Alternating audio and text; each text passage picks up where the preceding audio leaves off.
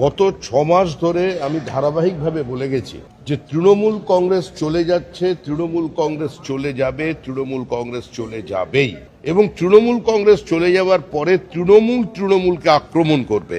আর সেই সময় আমাদের সতর্ক থাকতে হবে। রাজ্যপালের কাছেও আবেদন জানিয়েছিলাম, আপনাদের মাধ্যমে নির্বাচন কমিশনের কাছেও আবেদন জানিয়েছিলাম। যে পরিস্থিতি তৈরি হওয়ার আশঙ্কা ছিল মানুষের, যে তৃণমূল কংগ্রেসের বিধায়ক বেশ কয়েকজন, কিছু মন্ত্রী তারা লিঞ্চিং এর শিকার হবেন, আমরা দায়িত্ব নিয়ে আজকে সেই অবস্থায় পৌঁছতে দিইনি।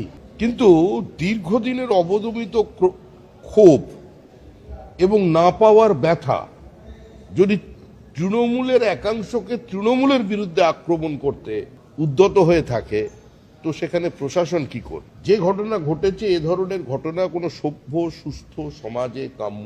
আমরা যে কোনো ধরনের হিংসার বিরোধিতা করছি, এবং গতকালও যা হয়েছে তারও আমরা বলছি যে এটা কাম্য ছিল না, এটা হওয়া উচিত নয়, এটার সঙ্গে বিজেপি দূর দূর পর্যন্ত কোনো যুক্ত নয়, এটা তৃণমূলের সঙ্গে তৃণমূলের গন্ডগোল, কারণ তৃণমূল আদপেই কোনো রাজনৈতিক দল ছিল না। যারা অভুক্ত ছিলেন তারা এখন আক্রমণ করছেন। আর প্রশ্ন তো মানুষের মনের মধ্যে আছে, এখন বিবৃতি দিয়ে কি হবে? 321 জন বিজেপি কর্মী খুন হয়ে গেছেন 2016 সালের আগে থেকে। আপনারা একবার 2021 সালে নির্বাচন পরবর্তী 15টা দিনের কথা, 25টা দিনের কথা চিন্তা করুন, আর আজকে তাকিয়ে দেখুন।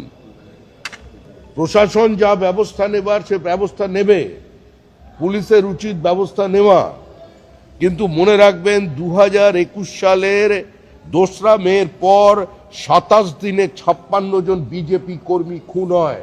আমাদের কয়েকশো মহিলা কর্মী গণধর্ষিতা হন, জেসিপি দিয়ে বাড়ি ভাঙা হয়, মাথা কামিয়ে থুতু ফেলে চাটানো হয়, মোবাইল ফোন কেড়ে দেওয়া হয়। বাগবাজার এলাকায় একজন সন্তোষ ট্রফি খেলা ফুটবলার, অত্যন্ত দরিদ্র পরিবারের বাবা, প্যারালিটিক মা, অন্যের বাড়িতে পরিচারিকার কাজ করেন, সে সুইগি জোম্যাটোর মাল সাপ্লাই করে। এই ধরনের একজন প্রতিভাবান ফুটবলার তাও খেলা ছাড়েননি, সাঁড়াশি দিয়ে তার নোখটা উপড়ে নেওয়া হয়েছিল, দুটো হাত ভেঙে দেওয়া হয়েছিল শুধুমাত্র বিজেপির বুথে বসার অপরাধে। সেক্ষেত্রে তৃণমূল তো আছে, স্বচ্ছন্দে আছে, ওরা ওদের পারিবারিক অশান্তিতে ভেতরে কে কি বলছে আমাদের জানা নেই।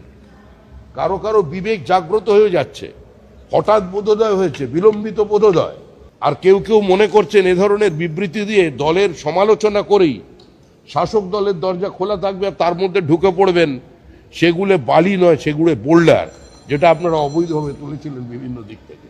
এসব চলবে না। এখানে পশ্চিমবঙ্গ সরকার আছে, সরকারের মতো চলবে। সেখানে যদি আমাদেরও কোনো কর্মীর বিচ্যুতি হয়ে থাকে, পুলিশ তার বিরুদ্ধেও ব্যবস্থা নেবে। দলের পক্ষ থেকে পরিষ্কার বার্তা আছে, এই ধরনের তৃণমূলীদের সঙ্গে, দলবদ্ধদের সঙ্গে যোগাযোগ রাখবেন না। এরা ওখানে লুটে স্বচ্ছন্দ ছিলেন, মনে করছেন এখানে এসেও সেটা বজায় রাখবে এই সরকারের আমলে। ওখানে কিছু পায়নি বলে এখানে আবার অটো, টোটো, বাজারের ইউনিয়নের ব্যবস্থা করবে, এ সমস্ত চলবে না।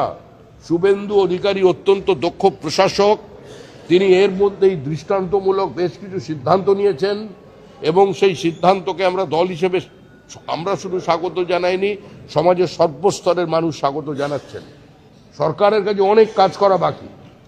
মাথায় একটা টুপি পরবো, আর তারপরে হেলমেট ছাড়া 3 জন মোটরসাইকেল নিয়ে ঘুরে বেড়াবো, পুলিশ ধরতে পারবে না। আর কেউ এখন মনে করেছেন মাথায় একটা গেরুয়া ফেট্টি বেঁধে নেবো আর জয় শ্রীরাম স্লোগান দেবো, হনুমানজির পতাকা নিয়ে হেলমেট ছাড়া ঘুরে বেড়াবো, দুটোর কোনোটাই চলবে না। গতকালের ঘটনা